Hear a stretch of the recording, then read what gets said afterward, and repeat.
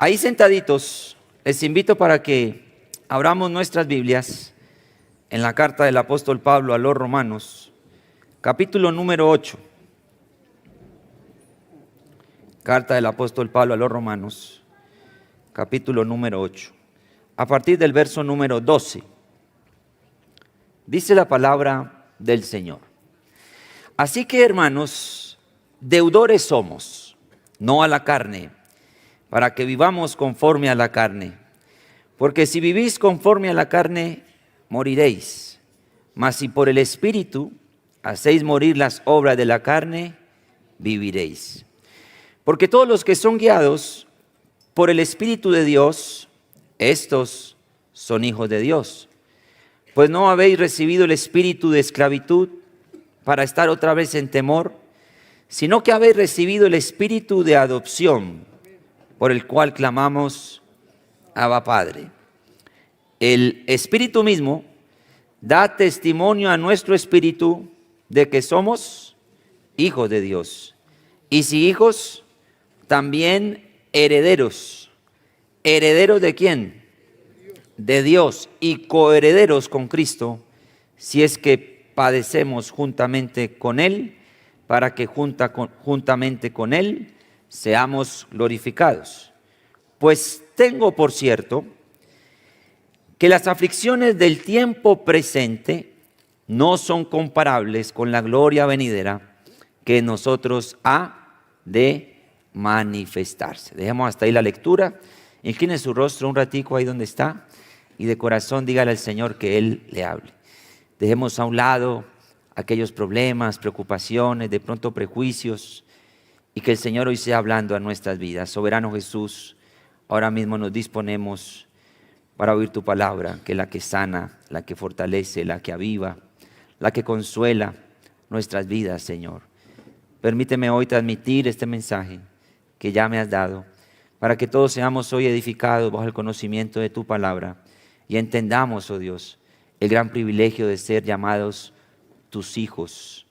Es en tu nombre, Jesús, que ahora me dispongo para predicar tu palabra. Aleluya, amén. Gloria al Señor Jesús.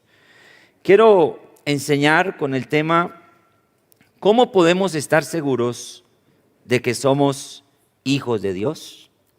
¿Cómo podemos estar seguros de que somos o soy hijo de Dios? Por cierto, todo este mes de noviembre vamos a estar estudiando sobre las bondades y los beneficios de ser hechos hijos de Dios. Todo el mes de noviembre. Y hoy quiero empezar con esta pregunta. ¿Cómo usted puede estar seguro que es hijo de Dios?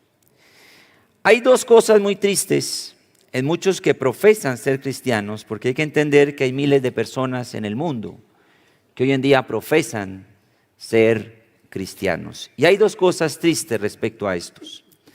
La primera es el hecho de que hay muchos que creen que realmente son hijos de Dios o que serán salvos, ¿sí? Pero lastimosamente sus vidas no concuerdan para nada con el hecho mismo de ser cristianos o de ser hechos hijos de Dios. Porque de alguna manera es fácil decir que soy cristiano, pero siempre nuestro testimonio hablará más fuerte que lo que uno pueda profesar. Sin el ánimo de hacer sentir mal a nadie, obviamente. Pero sí hay que tener en cuenta que, aunque Dios nos recibe como somos, Él no nos deja como somos. Él cambia, Él transforma los corazones. La Biblia dice que el que está ¿en quién? En Cristo, porque lo importante es estar en Cristo. El que está en Cristo, no dice el que está en alguna iglesia en particular, no, el que está en Cristo, nueva criatura es. Y dice, las cosas viejas pasaron, ahora todas son hechas nuevas. Es verdad que todavía seguimos luchando con la carne, con el pecado, porque ya el pecado, como siempre he dicho, ya no es un impedimento para ser salvos. El problema del pecado fue resuelto para ser salvos. Pero el pecado, de alguna manera, mientras estemos en esta carne, sí va a seguir teniendo mucha influencia en nosotros. Y lo importante es saber controlar todo eso y vencer mediante el Espíritu las obras de la carne. Entonces, lo primero que decía ahorita es que hay muchos que creen que serán salvos o que son cristianos, pero sus vidas no concuerdan para nada con el hecho de ser cristianos. Y lo otro es que hay muchos que sí son cristianos de verdad, sí creen y están en lo cierto. ¿Por qué? Porque hay cambios notables en sus vidas. Hablamos también de miles de personas que estamos seguros de la salvación. ¿Cuántos hoy se sienten seguros de su salvación? Pero muchas veces vivimos como no disfrutando en esencia el ser hechos hijos de Dios. ¿Usted no ha visto que hay como mucho creyente como amargado, como aburrido, ¿no? Y yo siempre he dicho, parece que lo hubieran bautizado como en un jugo de limón. ¿Por qué? Porque supone que son ya nuevas criaturas, son nuevas personas en Cristo, pero todo el tiempo están bravos, resentidos, amargados, criticando, hablando, menospreciando.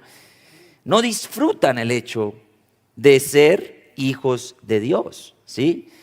Y por eso debemos tener mucho cuidado con eso, porque el Señor nos ha dado la salvación no para que estemos aburridos, no para que estemos amargados, sino para que disfrutemos de la salvación, para que estemos gozosos de la salvación. Es por eso que hoy quiero que nos planteemos esta pregunta: ¿cómo podemos estar seguros de que en verdad somos hijos de Dios?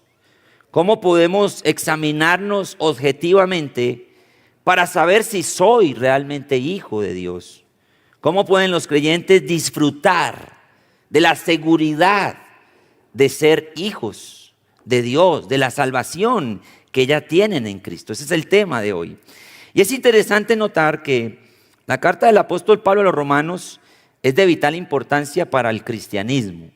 Se dice que es el corazón mismo de la Biblia y que es muy importante leer toda la carta. Pero no es hasta el capítulo 8 que el apóstol Pablo empieza a hablar del hecho de ser hijos de Dios.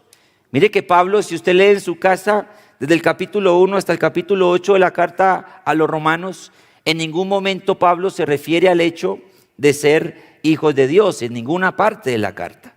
Pero a partir del verso 14, aquí del capítulo 8, Pablo empieza a escribir una y otra vez de que somos hijos de Dios. Mire lo que dice el verso 14, dice: porque todos los que son guiados por el Espíritu de Dios, ¿qué? Estos son hijos de Dios. Luego dice: pues no habéis recibido el espíritu de esclavitud para estar otra vez en temor, sino que habéis recibido el espíritu de adopción por el cual clamamos, Abba Padre. Ahorita vamos a ver qué es eso. El espíritu mismo, mira esto tan hermoso, el espíritu está en mayúscula, ¿no? O sea, Dios es espíritu. El espíritu mismo da testimonio ¿a quién? A mi espíritu, a mí mismo. ¿De qué? De que somos hijos de Dios. Y luego el 17 dice: y si hijos, también somos herederos. ¿Y herederos de quién?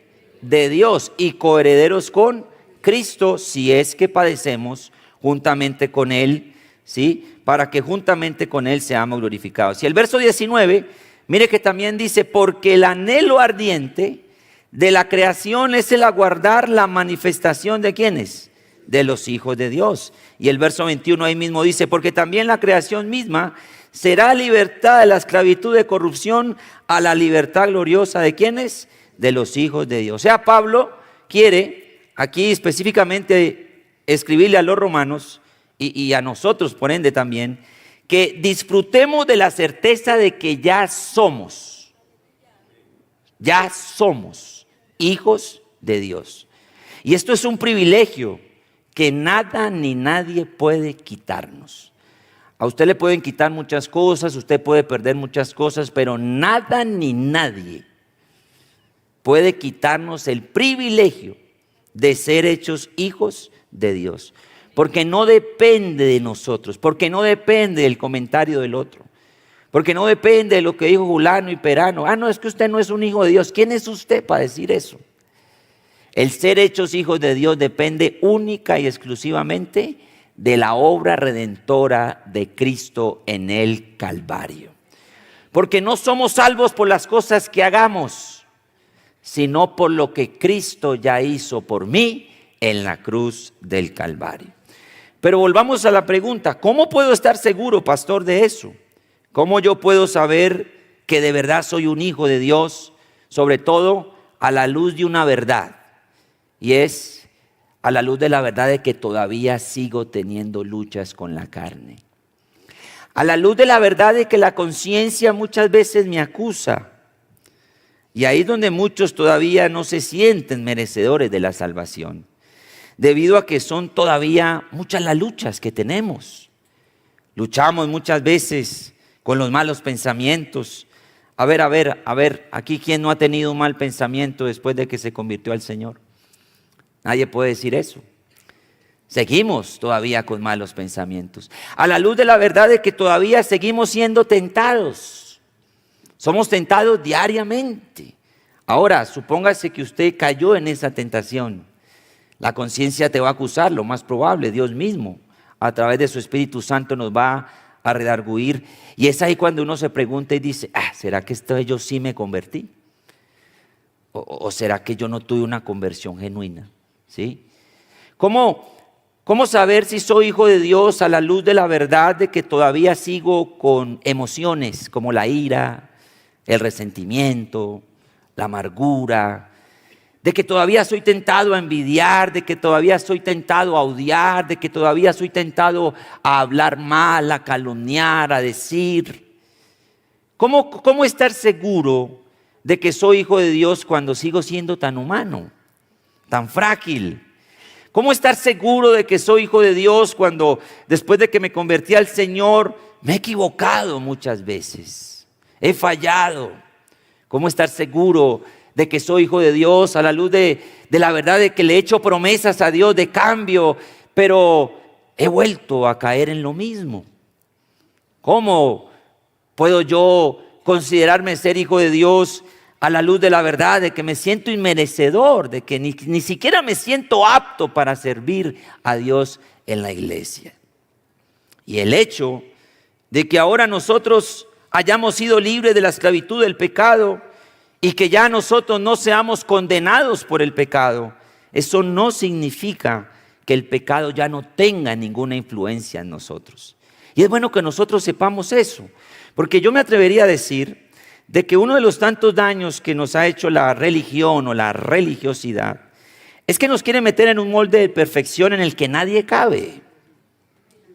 En el que nadie cabe.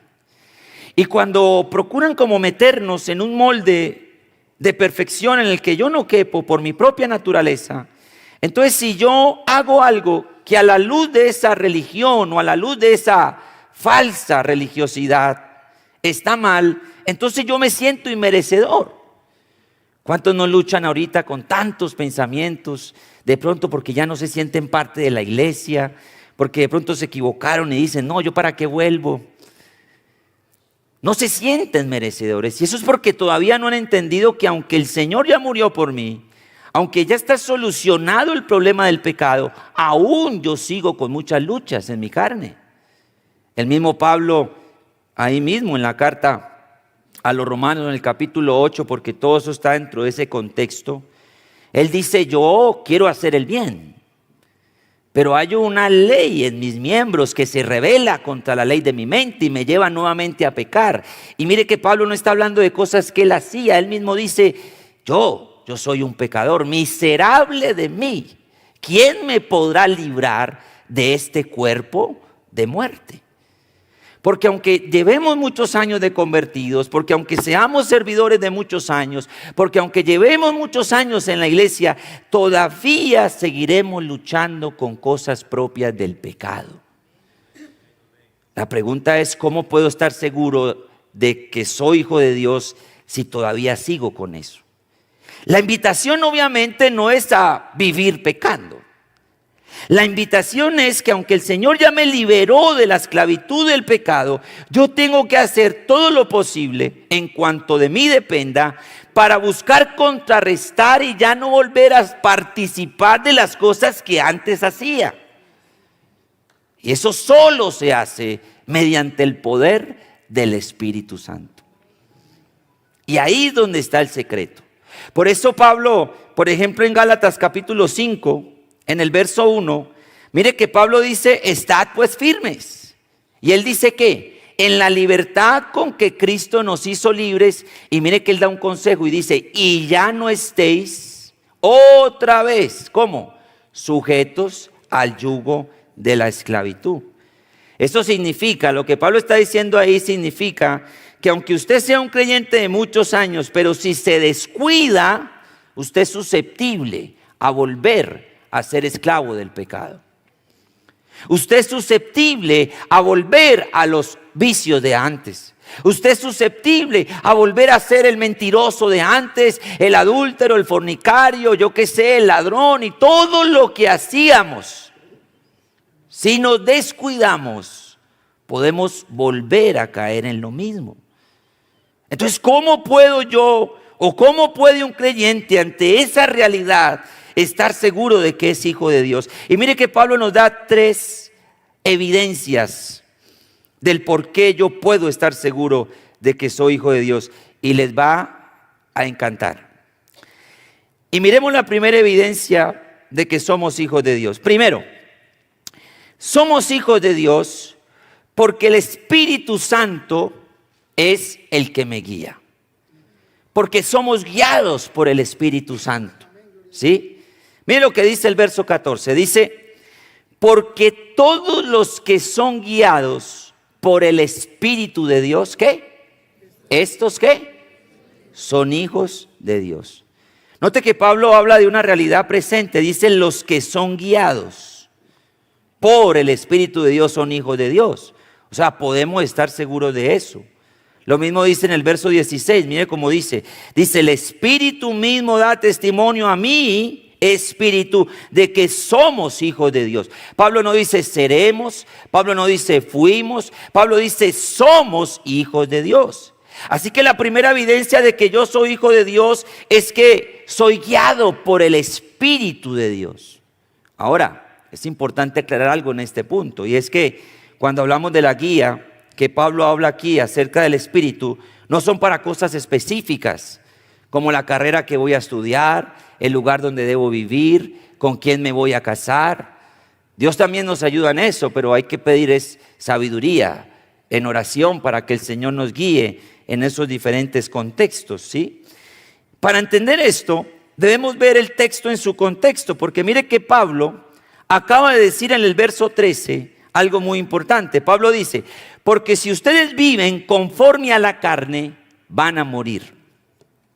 Pero si por el Espíritu, ojo con esto, o sea, es solo mediante el poder del Espíritu que podemos hacer morir las obras de la carne. Porque dice, mas si por el Espíritu hacéis morir las obras de la carne, viviréis. Es solamente mediante el poder del Espíritu Santo que podemos vencer las obras de la carne. No hay otra manera. No podemos vencer las obras de la carne por supresión o por nuestras propias fuerzas. Es solo mediante el poder del Espíritu Santo. Yo me acuerdo mucho de esa experiencia en particular, porque cuando yo sentí que fui lleno con el poder del Espíritu Santo, yo sí noté muchos cambios en mí. Yo era de los que, por ejemplo, siendo el hermano menor que todavía vivía en mi casa con mi hermana, la que, como no la mayor está aquí, sino la otra, la hermana menor, ¿sí? Pero yo soy menor que ella, el caso es que yo soy el menor. Bueno, el que lo entendió, lo entendió. Entonces, yo era un poquito temperamental, ¿no? Porque yo a veces tenía los roces con ella. Yo me acuerdo que yo siempre, frente a alguna diferencia o algo, terminábamos peleando. Y mi hermana me metía unas cascadas tremendas, unas patadas voladoras tremendas. Y el problema es que si yo le hacía algo a mi hermana, mi papá me regañaba, porque mi papá siempre me decía, no, a una mujer no se toca, la respeta, Daniel, pilas pues. Y yo me acuerdo cuando yo recibí, o yo sentí que recibí esa promesa del Espíritu Santo en mi vida, yo empecé a tomar muchos cambios en mi vida. Empecé a tener más paciencia, a tolerar más el comportamiento de mi hermana, a tolerarme a mí mismo. Empecé como a dejar de tener esas, digamos, esas charlas que muchas veces tenía con mis amigos del colegio, empecé a decirle no a muchas cosas y que empecé a tener muchos hábitos en mi vida que me ayudaron en mi crecimiento espiritual. Me daban ganas de orar, antes no. Me encerraba a orar todas las noches y yo decía, pero ¿qué pasa? ¿Quién puso este sentir en mí? Fue algo muy bonito. Y me di cuenta de que era el Espíritu de Dios el que estaba haciendo eso en mí. Cuando uno trata de vencer la carne por su presión o por fuerza o por voluntad, lo que va a tener es más decepciones, porque es imposible. Hablemos de alguien que, por ejemplo, es adicto al alcohol y va a charlas y hace terapia y tantas cosas, y está bien. Pero créame que siempre hará una fuerza más poderosa, una fuerza mayor, que me va a ayudar a mí a ser consciente de que eso está mal y que si lo sigo haciendo puedo terminar peor. ¿Cómo deja el alcohólico el alcohol? ¿Cómo deja el mentiroso de mentir? ¿Cómo deja el que constantemente pensaba y maquinaba mal esos pensamientos? Solo mediante el poder que el Espíritu Santo da. No hay otra manera. Porque mire que aquí lo está diciendo: si por el Espíritu hacéis morir las obras de la carne, viviréis. Es solamente mediante el poder del Espíritu Santo. Así que si nosotros somos de los que constantemente procuramos vencer las obras de la carne mediante el Espíritu, es decir, si usted es de los que tiene conciencia de las obras de la carne, si usted es de los que le duele fallarle a Dios, si usted es de los que hace algo que no está bien, pero usted su conciencia lo acusa porque usted sabe que no está bien, considérese un hijo de Dios. A esa guía es que yo me refiero, porque decía que hay que leer el texto en su contexto. El verso 13 dice eso y el verso 14 lo complementa, ¿sí? Y el verso 14 lo complementa. Entonces, para ponerlo de otro modo, lo que Pablo está diciendo aquí es que todos los que luchamos con el deseo de agradar a Dios, considérese un hijo de Dios. ¿Usted lucha con el deseo de agradar a Dios? ¿Usted lucha cada día con el deseo de ser mejor? ¿Usted lucha con el deseo de dejar la mentira, dejar de todos esos hábitos que antes tenía? Usted de los que lucha constantemente y si por X o Y motivo cayó en eso, usted se siente mal, se siente acusado, usted empieza a odiar ese pecado. Si usted de esos, considérese un hijo de Dios. Porque el que no siente nada, el que le da lo mismo, pues aunque diga que es cristiano, aunque diga que es hijo de Dios, todavía le falta para ser hijo de Dios. Porque eso es lo que está diciendo aquí el texto. El texto está diciendo: porque todos los que son guiados por el Espíritu de Dios, estos son hijos de Dios. En otras palabras, nos debe doler pecar. En otras palabras, nos debemos sentir muy mal cuando hacemos algo que no está bien. En otras palabras, nuestra conciencia nos debe de acusar cuando hacemos algo que no está bien a los ojos de Dios. Y es algo muy concreto. Mire que no tiene que ver con nada místico o súper espiritual. Si a usted le duele fallarle a Dios, si usted es de los que cuando hace algo siente que estuvo mal, pero usted corre a los pies del Señor, busca dirección de Dios, le pide perdón a Dios, pues la Biblia dice que el que confiesa sus pecados y se aparta, alcanza la misericordia del Señor. Porque es la misma relación que uno tiene con los padres. Es la misma, exactamente la misma. Después de que un papá le ha dicho a uno tantas veces sobre no hacer algo, pues yo me acuerdo que la pela en mi casa era hasta la tercera vez. Y un día me la gané, pero era hasta la tercera vez, ¿sí? Mi papá me dio 2 pelas a mí en la vida. Una cuando no me aguanté más a Carolina y le di un puño. Y la otra fue que él siempre me decía: Daniel, no juegue fútbol cuando estamos en el culto. Porque yo era un niño y yo jugaba allá en la calle. Y mientras mi papá estaba aquí, yo estaba por allá jugando fútbol en la calle. Y ya me habían dicho varias veces: Daniel, ojo, Daniel, Danielito, pilas, pilas. Y ese día soy yo tan de malas que el balón cayó encima de un techo ahí bajito y yo me subo por allá a coger el balón y le doy como con el pie a una teja y le cae al niño que me estaba ayudando a coger el balón. Le parte la cabeza, empieza a botar sangre y todos, llamen al pastor. Mire, hermano Orbey, Daniel hizo un daño por allá, dañó el techo de la cafetería y descalabró a un niño. Oiga, y justamente estaba por aquí mi hermana Diana en esa época. ¿Y cómo es que ella le ayuda y se confabula para que me cojan? Porque todos eran detrás de mí. Y me encierro yo en el baño de mi pieza. Y llega mi mamá, mi hijo, salga que no es para pegarle. Yo, oiga. ¿Qué voy yo a salir? No. Mi hijo, venga, hablamos. Y se quedó ahí como hasta las 2 de la mañana diciéndome, mi hijo, venga, hablamos. Y hasta el otro día no salí yo del baño. Pero mire el amor de mi papá. Mi papá, claro, mi mamá sí quería darme una pela. De hecho, yo creo que me la pegó al otro día. Pero mi papá se sentó conmigo. Y me dijo, mi hijo, vea, yo le dije la primera vez, la segunda vez, esta ya la tercera vez. Entonces, el hecho de que yo me haya equivocado, eso nunca signifique que yo deje de ser hijo. Es que hay algo que yo creo que no se pierde y es ser hijo. Como decía mi papá, usted puede ser ex esposo, ex novio, en fin, pero nunca usted puede decir que usted es ex hijo. No somos ex hijos. Una vez que usted se entregó al Señor, le dio su vida a Dios y por X o Y motivo se equivocó, no significa que dejó de ser hijo. Es solo que corra a los pies de Él y busque la misericordia y siempre va a encontrar un padre que con brazos abiertos te va a decir, hijo, te perdono, pero no peques más. No peques más, ¿sí? Entonces es muy bonito eso, es muy bonito cuando uno reconoce que se equivocó y yo quiero enfatizar en eso porque el Espíritu Santo nos debe hacer ver cada vez más claro nuestro pecado. Y digo nuestro pecado porque aquí hay algo que yo sí quiero hoy como dejar claro en este mensaje y es que en ocasiones somos muy buenos para estar viendo el pecado del otro porque pareciera que el pecado del otro es peor que lo que yo estoy haciendo. Muchas veces tenemos la tendencia a odiar más el pecado de mi hermano que el pecado personal. Y aquí hay algo muy importante. La marca distintiva de que somos hijos de Dios no es tanto que odiemos el pecado ajeno, sino que odiemos el pecado personal.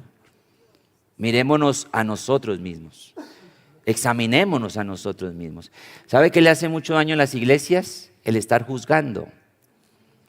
¿Sabe por qué mucha gente está migrando de tantas iglesias? Porque ya se cansaron de ser criticados, juzgados, señalados. No cometamos ese error aquí en Somos Iglesia. Porque eso hace mucho daño en las iglesias. Porque yo no sé, hay veces, yo no sé quién se cree, ¿no? Hay muchos que creen como más santos que uno. Y están señalando, mirando, a ver cómo vino vestida, a ver este qué dijo, este qué habló y todo. Y eso no está bien. A ver, Dios no nos mandó a eso. Si alguien me tenga que juzgar a mí, es el Señor, no los demás. Pero cuando yo tengo el Espíritu de Dios, es Él el que me enseña, es Él el que me muestra. Nadie nos enseña como la misma unción nos enseña todas las cosas.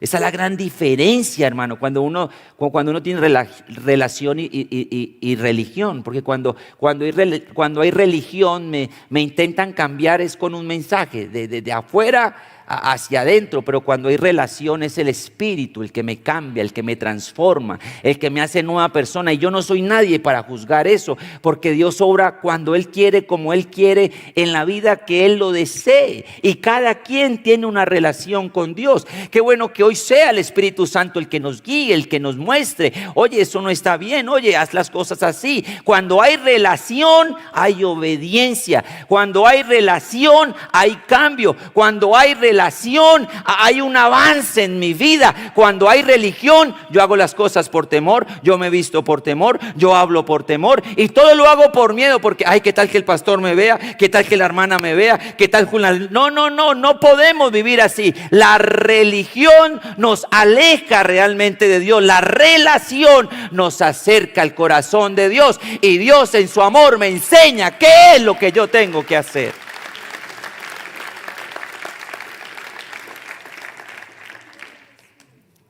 La pregunta es si eso es una realidad en nuestra vida. La pregunta es si de verdad te duele pecar. La pregunta es si de verdad te sientes avergonzado cuando pecas. La pregunta es si de verdad somos movidos con el deseo genuino de apartarnos del pecado. La pregunta es si de verdad nos duele fallarle a Dios. Si nos duele fallarle a Dios. De pronto pasó algo esta semana que ay, oh Dios, ¿por qué lo hice? Considérate un hijo de Dios. Porque si te duele es porque hay algo ahí, hay temor, hay todavía algo ahí de Dios. Y qué bueno, mire, pero es que en últimas el apartado nunca va a ser feliz. Porque como siempre hemos escuchado, se apartan, bueno, pero nunca van a estar tranquilos, se sienten inseguros porque hay algo en él, hay una simiente en él, hay algo ahí que lo hace sentir de alguna manera mal. Y qué bueno saber que aquí en Somos Iglesia las puertas están abiertas para todos esos descarriados, que vengan y se encuentren aquí con Dios nuevamente, porque aquí hay un Padre que nuevamente los quiere recibir. Amén. Amén. No para juzgarlo, ¿no? Ay, mira, este apareció después de tantos años. ¿Qué se cree? No, hay que amarlo para que sea corregido. Amén. Entonces, el Espíritu Santo no solo nos hace conscientes del pecado, sino que nos capacita para que luchemos contra el pecado. Si hoy estás luchando a pesar de las caídas que has tenido, si hoy estás procurando crecer y abundar en conocimiento, si hoy estás procurando acercarte más a Dios a pesar de que sabes que hay muchas áreas en tu vida que hay que mejorar, considérate un hijo de Dios. ¿Sí me voy a entender ahí? Y espero que ese punto quede muy claro. Número dos, somos hijos de Dios porque Él nos adoptó como sus hijos. Y esto sí que me encanta. Mire cómo dice el verso 15, dice, pues no habéis recibido el espíritu de esclavitud para estar otra vez en temor, sino que habéis recibido el espíritu de adopción por el cual clamamos, Abba, Padre. Mire que Pablo aquí introduce una de las doctrinas más importantes del Nuevo Testamento y es la doctrina de la adopción. ¿Sí? Nadie puede llegar a ser hijo de Dios a menos que Dios mismo sea el que lo adopte. O sea, que Él nos haga sus hijos. Yo no puedo decidir ser adoptado. No, la adopción mía depende de un padre que tenga la voluntad de adoptarme. Mire que Juan lo dice de esta manera. Juan capítulo 1 verso 12 dice, mas a todos los que le recibieron, a los que creen en su nombre, les dio potestad de ser hechos, ¿qué? Hijos de Dios. ¿Sí? Les dio potestad, o sea, es Él el que me da la potestad a mí. ¿Ya? Yo no soy hijo de Dios porque simplemente voy a una iglesia. Yo no soy hijo de Dios porque simplemente por allá en un momento difícil de mi vida hice una oración y ya. Yo no soy hijo de Dios porque leí algún libro con contenido cristiano, no. Yo soy hijo de Dios cuando Él decide adoptarme y eso se siente. Uno siente cuando es adoptado por Dios, ¿sí? Y mire que el tipo de adopción de la que Pablo habla aquí es una que se practicaba en la época grecorromana. De hecho, un comentarista dice, en el mundo romano del primer siglo, un hijo adoptado era un hijo deliberadamente elegido por su padre adoptivo para perpetuar su nombre y heredar su patrimonio. Estos hijos adoptados no eran nada inferior en posición a los hijos naturales y bien podían disfrutar del afecto del Padre y reproducir su carácter más dignamente. Mire esto tan bonito. O sea que eso significa que Dios nos escogió para adoptarnos como sus hijos. Él nos escogió y como Él nos escogió podemos participar de todas las bendiciones como si fuéramos hijos naturales o de sangre de ese Padre. Eso es maravilloso.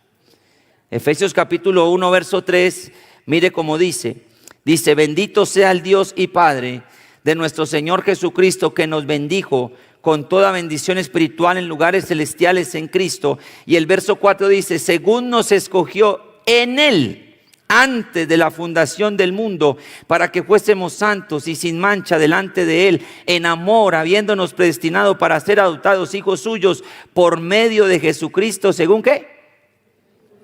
¿De qué? El puro afecto, o sea, Él quiso, Él deseó, es de su voluntad.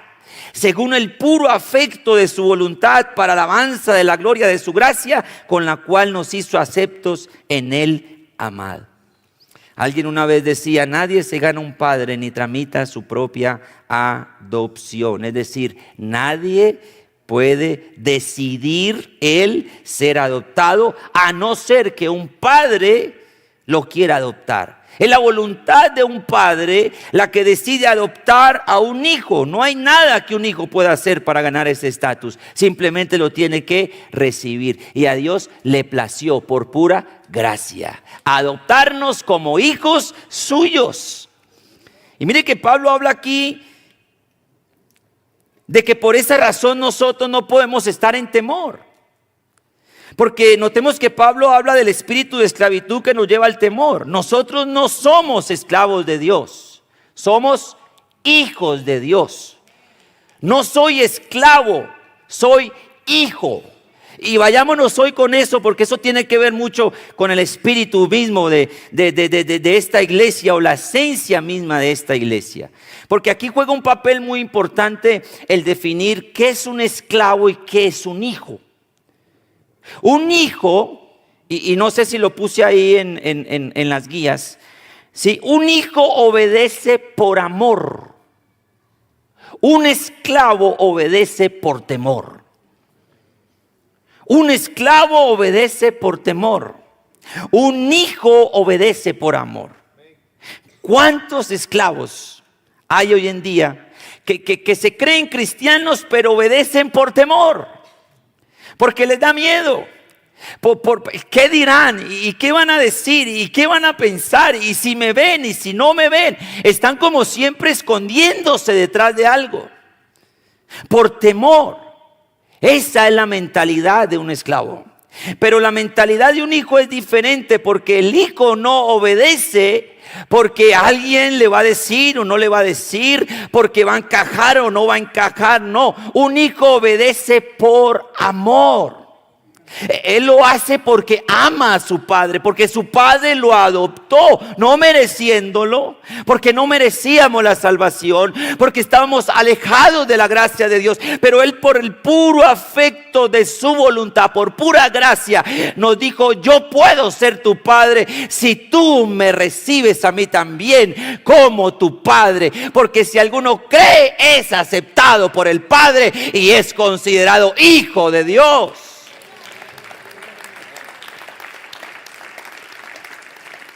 A todos los que creen les dio potestad. Y esto me encanta, porque cuando uno ama, uno obedece. Cuando uno ama, uno obedece. Jesús fue muy claro con esto en Juan capítulo 14, verso 15. Juan 14, 15 dice: si me amáis, guardad mis mandamientos. Si me amáis, guardad mis. Hermano, ¿cuántas cosas uno está dispuesto a hacer por amor? ¿Recuerda cuando se enamoró usted la primera vez? ¿Recuerda cuando usted tuvo ese flechazo y usted dijo: no, con esta me caso? Y ella decía: no, con este también yo me caso, no me importa, así le tengan que hacer comida, plancharle la ropa, así tenga que madrugar con él. Y hay veces uno, cuando está dando la consejería, uno pregunta, bueno, hermano, ¿usted está dispuesta? Mire, que la vida de la casada ya cambia un poquito, ya la mujer está pendiente mucho de las cosas de su casa, en fin. ¿Usted está dispuesta a ayudarle, a hacer la comidita cuando llegue cansado? Ay, sí, hermano, no, claro. No, de una, porque uno por amor, hasta debajo de un puente me voy a vivir con él. Porque por amor estamos dispuestos a hacer lo que sea.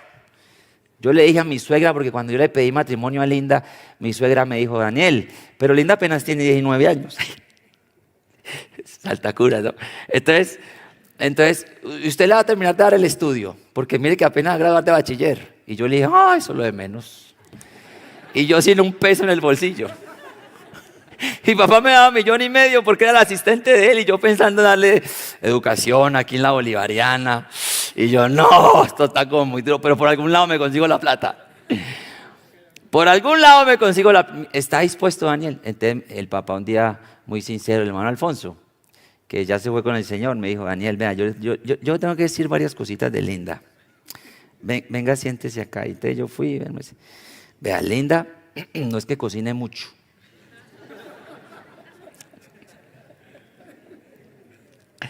Flaca, no es con ánimo de hacerla sentir mal, no. Ya llevamos 12 años de matrimonio, ya lo que fue. Yo todo animado le compré unas ollas que me costaron como 10 millones a ver si de pronto se animaba. Y no, hermano, allá están bien brillanticas, allá guardadas. Porque si no aprendió, no aprendió ya. Entonces mi suegro me decía, Daniel, mire, usted está dispuesto, mire, vea que ella no es mucho de cocinar, y usted que es pastor, que las corbatas, que el saco, la planchadita, y aquí yo no la he visto. Y yo no sé si es que él quería, no sé, como ser sincero, más bien que no me casara con ella o qué, pero él me decía, piénselo, y yo le decía, tranquilo, hermano Alfonso, a mí me enseñaban a planchar.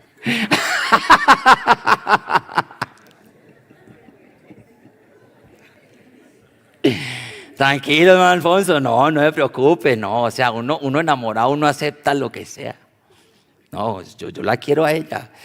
Tanto así que la Biblia dice que Jacob trabajó ¿cuántos años más? Otros 7 años por Raquel.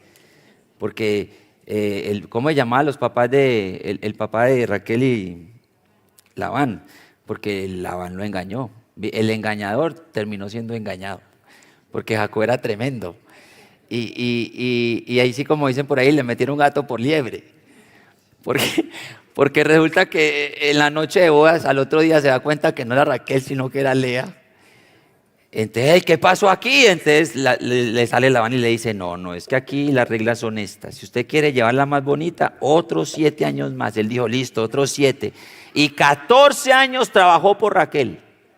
El amor, ¿no? El amor. Porque el amor lo lleva a uno a eso. Cuando uno ama, uno obedece. Cuando uno ama, uno hace las cosas, no por temor. De hecho, mire como dice aquí Juan 14:21, dice, el que tiene mis mandamientos y los guarda, ¿qué pasa?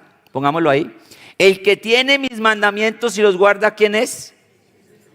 Ese es el que me ama. Y luego dice, y el que me ama será amado por mi Padre, y yo le amaré y me manifestaré a él. Y le dijo Judas, no el Iscariote, Señor, ¿cómo es que te manifestarás a nosotros y no al mundo? Respondió Jesús y le dijo, el que me ama, mi palabra guardará, y mi Padre le amará, y vendremos a él y haremos morada con él. El que no me ama no guarda mis palabras, y la palabra que habéis oído no es mía, sino del Padre que me envió. O sea, amar a Dios y obedecerle está estrechamente relacionado. De hecho, en 1 de Juan capítulo 5 verso 2 también dice la palabra del Señor. Dice, 1 de Juan 5:2 dice, en esto conocemos que amamos a los hijos de Dios. ¿Cuándo qué? Cuando amamos a Dios, ¿y qué? Y guardamos sus mandamientos. Pues este es el amor a Dios, que guardemos sus mandamientos. ¿Y sus mandamientos qué? No son gravosos. No son gravosos. Mire, la vida cristiana no se acaba que porque tengo que orar. La vida cristiana no se acaba que porque hay que aprender a congregarme. La vida cristiana no se acaba que porque hay que aprender a, no sé, a dar el diezmo, la ofrenda, el voto. La vida cristiana no se acaba porque me enseñen responsabilidades del creyente. No, la vida cristiana se acaba, ¿sabe por qué? Porque hemos dejado de amar. Porque hemos dejado de amar a Dios como deberíamos. Porque cuando uno ama a Dios, uno hace las cosas para Él. Uno no le pone pero a las cosas. Cuando uno ama a Dios, todo fluye. Si alguien siente que ama a Dios, hace las cosas porque lo siente. Eso fluye desde su interior a hacerlo. Qué bueno que hoy replanteemos la manera en que nosotros amamos a Dios. La vida cristiana no se vuelve aburrida porque tengo que hacer cosas. No, es porque he dejado de amar a Dios como debería de amarlo. Amarlo. Y mire que ese es el amor que nos lleva a expresar, como dice aquí, Abba Padre. Abba Padre. Y Abba es una palabra aramea que los niños usaban denotando ternura y confianza. Y Abba puede ser interpretado como decir papi. Papi. Es el amor. Cuando usted siente ese amor, eso lo lleva a usted a clamar de esa manera. Papi, es decir, nosotros tenemos Padre, nosotros no estamos solos, nosotros no estamos abandonados. Esta iglesia tiene Padre y usted puede estar seguro de eso. Yo tengo papá, yo tengo Padre, Él es mi Padre. Dele fuerte ese aplauso a Él. Amén. Mire, Gálatas 4 dice, y me encanta esto, dice, y ya voy a ir terminando, dice, pero cuando vino el cumplimiento del tiempo, Dios envió a su Hijo nacido de mujer y nacido bajo la ley, para que redimiese a los que estaban bajo la ley, a fin de que recibiésemos, ¿qué? La adopción de hijos. Y por cuanto sois hijos, Dios envió a vuestros corazones, ¿qué? El Espíritu. Mira esto tan lindo. El Espíritu de su Hijo, el cual clama ¿qué? Abba Padre. Así que ya no eres ¿qué?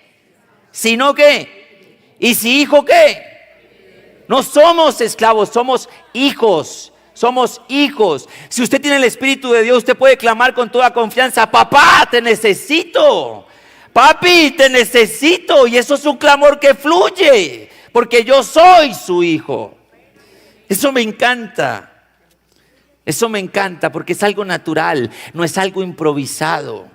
Yo no sé si usted lo ha sentido, pero hay momentos en la vida cristiana donde uno se siente tan abrumado, tan cargado, pero uno siente que tiene un padre. Uno no se siente solo. Y no estoy hablando del papá que tenemos acá, y gracias a Dios por los que han sido buenos padres. Yo no me puedo quejar de eso. He tenido un excelente padre. De hecho, ni me lo merezco, digo yo, el papá y la mamá que Dios me dio. Pero cuando yo conocí a Dios, yo me di cuenta que había hasta un padre mejor que el que yo tengo acá. Porque sentí que Él está ahí. Y muchas veces mi papá no está y no lo puedo llamar, pero voy a mi cuarto y me arrodillo. Y hay algo que a mí me hace clamar a mi Padre. Es un sentir que hay en mí, fluye. No es improvisado, no es religioso, no es una oración programada. Es una oración de un hijo que siente que tiene un papá que lo cuida, un papá que lo ama, un papá que está ahí siempre.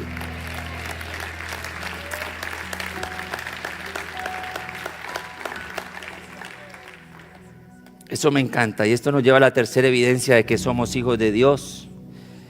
Y la tercera, y con esta voy terminando, es que el Espíritu mismo, ¿sí? Somos hijos de Dios porque su Espíritu da testimonio a nuestro espíritu de que somos hijos de Dios. Él me lo recuerda: yo soy tu Padre. Y eso uno lo siente. Mire que el verso 16 dice: el Espíritu mismo da testimonio a nuestro espíritu de que somos hijos de Dios. Pablo no está hablando aquí de como de una voz interior que siempre nos diga: tú eres mi hijo, tú eres mi hijo. No.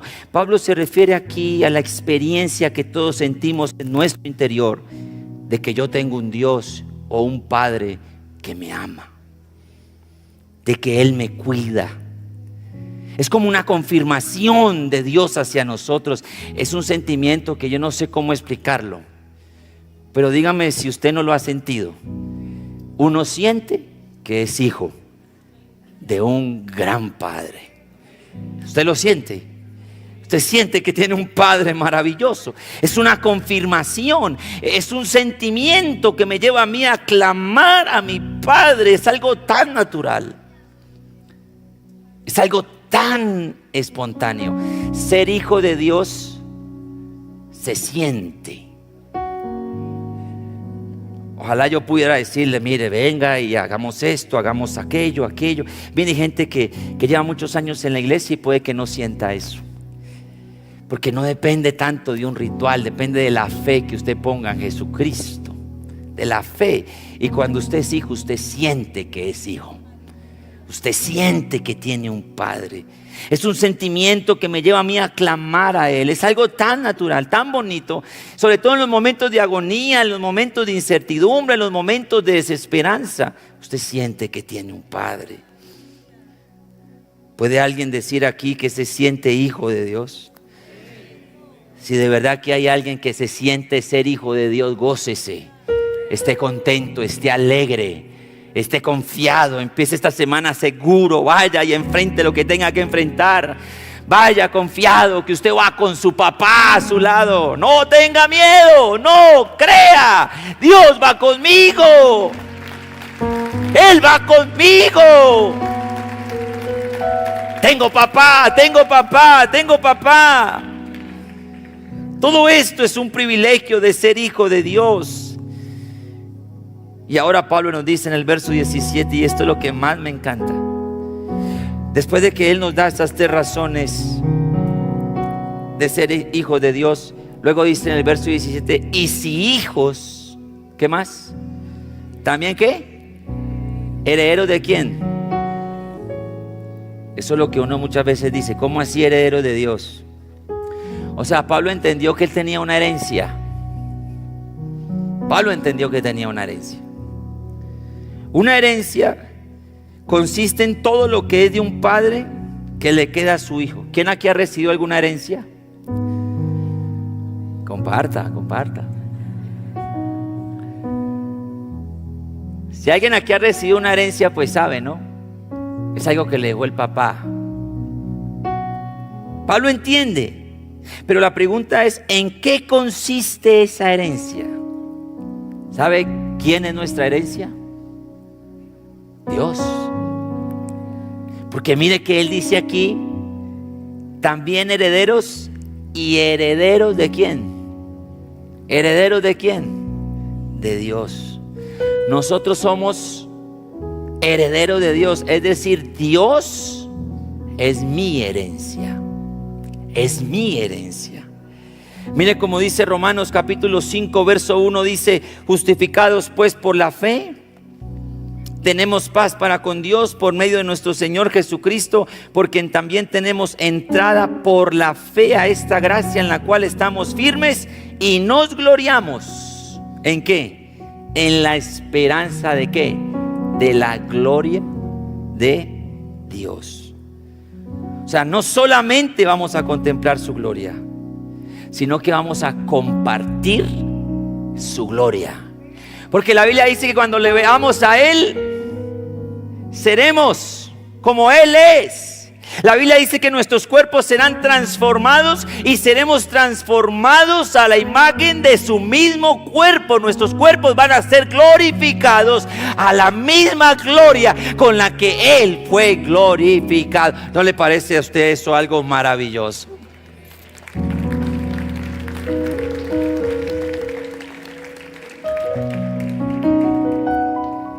El verdadero creyente o el verdadero hijo es aquel que puede decir como Asaf en el Salmo 73 verso 25: ¿a quién tengo yo en los cielos sino a ti?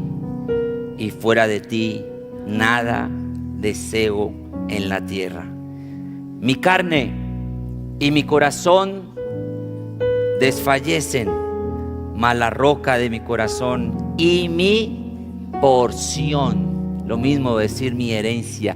Y mi porción es Dios para siempre.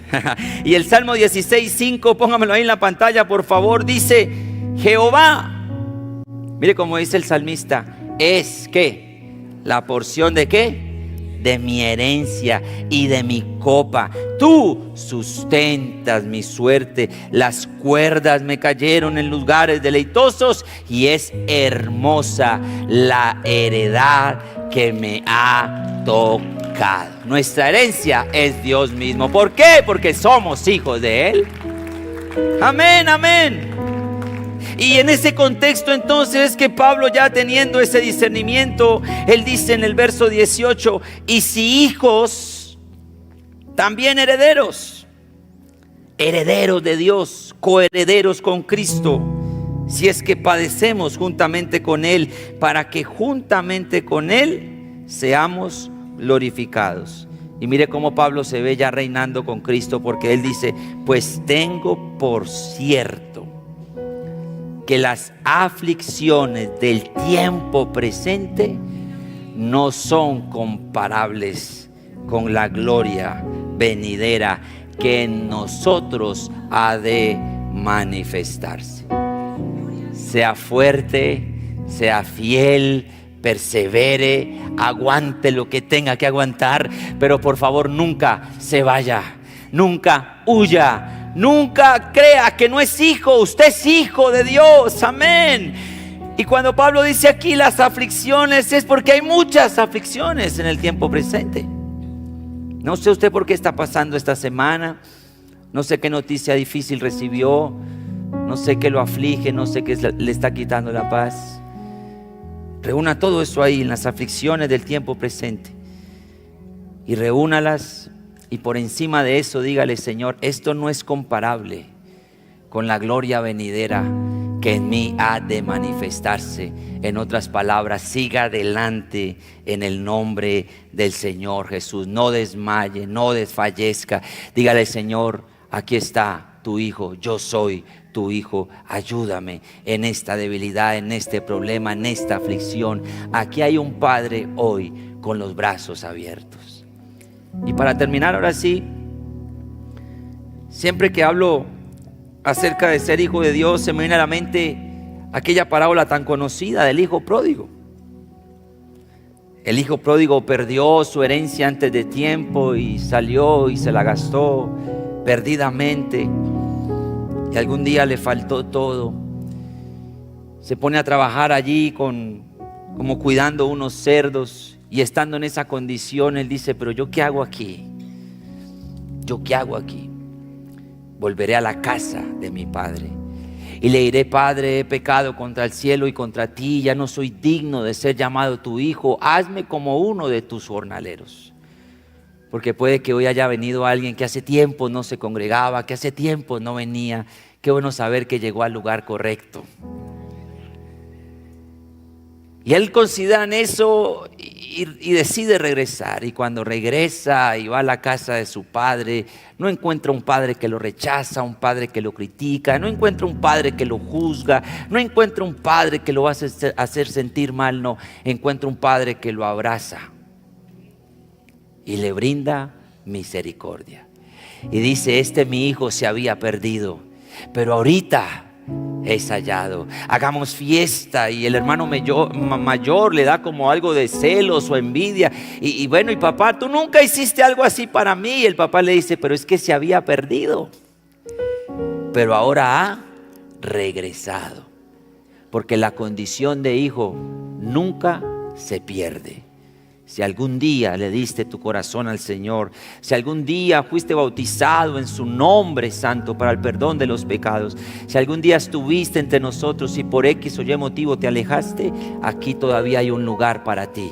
Aquí hay una iglesia que te ama, aquí hay unos hermanos que te abrazan, pero ante todo aquí hay un Padre que nuevamente está dispuesto a darte misericordia y amor.